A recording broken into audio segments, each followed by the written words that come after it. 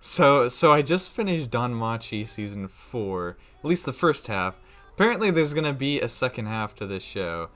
And boy did it get dark after like episode 6. Like these last about 4 or 5 episodes were like peak Danmatchi. Like if you're just even a casual Danmatchi fan, like dude, watch season 4.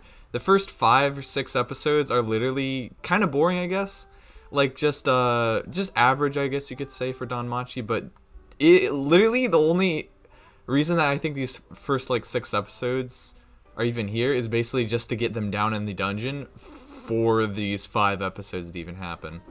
So if you haven't already seen the episodes or the part finale, make sure you go watch that because it's super good. Like season 3 of Danmachi is still my favorite overall, but I think as soon as we get part 2 of season 4, I think it's gonna solidify season 4 as legitimately my favorite season of Danmachi. But yeah, so I am gonna break down this last episode if you guys are interested, because I've got a lot of stuff I wanted to actually talk about with this episode of Danmachi and this last few episodes of the season in general. So yeah, we basically got Belle Crenelle fighting off against this, not even a floor boss. This is actually like a dungeon defense spawn monster basically, and it's super brutal. Like you wouldn't even believe how much blood there is. Like in the last episode, Belle literally got his arm freaking ripped off, and I freaking almost died right here. But yeah, dude, like the amount of like gore and stuff that they show in here is like, it's intense. Like these last few episodes are just intense with how much blood is in it. It's like not even funny. Like literally everybody pretty much here in this frame is dead, just about, except this dude. He's still alive somehow. But yeah, so and then we get like Ryu. She basically has is hunting down this dude, trying to fight him, you know. And like freaking there's one frame I think close by here that'll literally encompass like this whole entire, just how crazy this scene is. I think it's right before here, but yeah, it's like right here kind of. Or no, it's over here somewhere.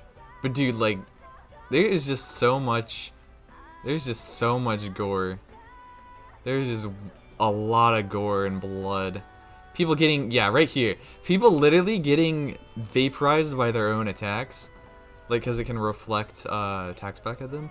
But dude, the thing is that just the voice acting and the seriousness of like these last 5 episodes, it's unmatched in Danmachi. Like the Minotaur battle from last season was crazy, but it's like stakes are really high right here. Like it's not just Belle that's fighting the Minotaur. It's literally everybody that's fighting this monster basically, and it's just incredibly overpowered, but it's like it's not even technically classified as a monster really. Like there's a point in here where they say that it doesn't even have like a core or anything when Belle is fighting it. But yeah, like Belle goes at it after Ryu is defeated. Basically this dude right here is trying to actually tame this monster. But yeah, he fails basically. And also, I forget her name, but she basically heals Belle, gives him his arm back, you know. And we're like, yo, we're gonna get some anime comeback moment right here. And then, so then we get that. Belle fights this monster, which is actually pretty hype. We get some of the best animation we've gotten from Danmachi in a long while. The Danmachi fight scenes are unmatched. Like the amount of hype that goes into these is crazy. And so like there's some great moments right here. Belle launches a firebolt, it reflects back, but then he focuses it into the knife, you know, and then he attacks the monster again. However, it's not enough to defeat it. So anyway, this dude gets defeated, you know. It's going a little bit slow right here. But yeah, then the floor boss actually spawns as well. Which that thing looks pretty crazy. Yeah, there's a pretty good frame of it. Because like it's a pretty cool looking design right there.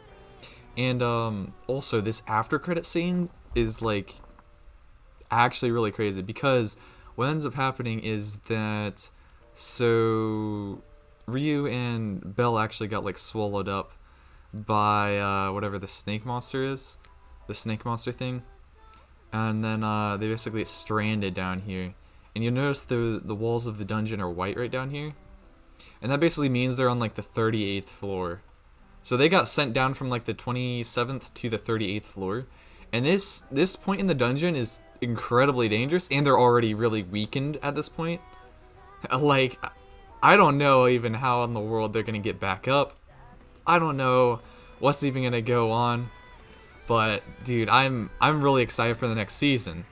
Speaking of that, we actually do have a trailer for the second half of it. So this is the second half of it, and dude, if this is gonna be super good.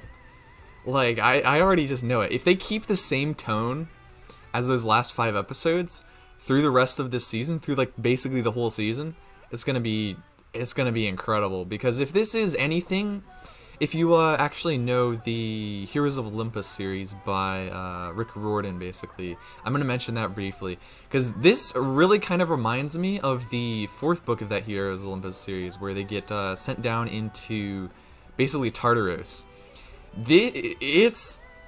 I'm hoping it's going to be kind of similar to that, because Percy and Annabeth get basically sent down into the depths of Tartaros, and I'm hoping there's some sort of similar dynamic going on with this right here. Like, hope we get tons of character development from Bell, and hope we get tons of character development from Ryu. This is gonna be crazy. But anyway, I actually really want to watch this trailer with you all, because dude, I'm really hyped for Danmatchi, and it may have some flaws as the show in general, but freaking Danmatchi is like definitely up there in some of my favorite animes. In terms of like, do I keep coming back to it? Yes, I do, because it's kind of amazing at sometimes. Let's see. Down in the dungeons.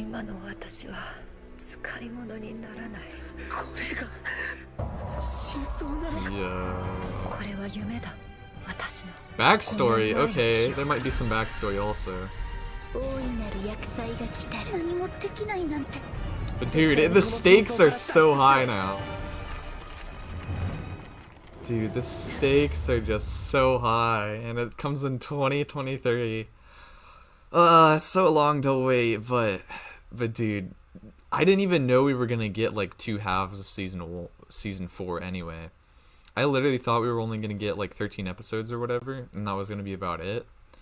But like, season 4 is looking to be pretty crazy, especially because they got sent down to the lower floors. Because we've seen a bit of the lower floors from like the side anime from Sword Oratorio, but we're probably not going to see anything like we're going to see it with this. Like, the stakes are going to be super high, and I'm just really excited for it. But yeah. But yeah, anyway, I hope you enjoyed the video. I definitely want to keep these type of videos up whenever like seasons end or like cool stuff happens in animes.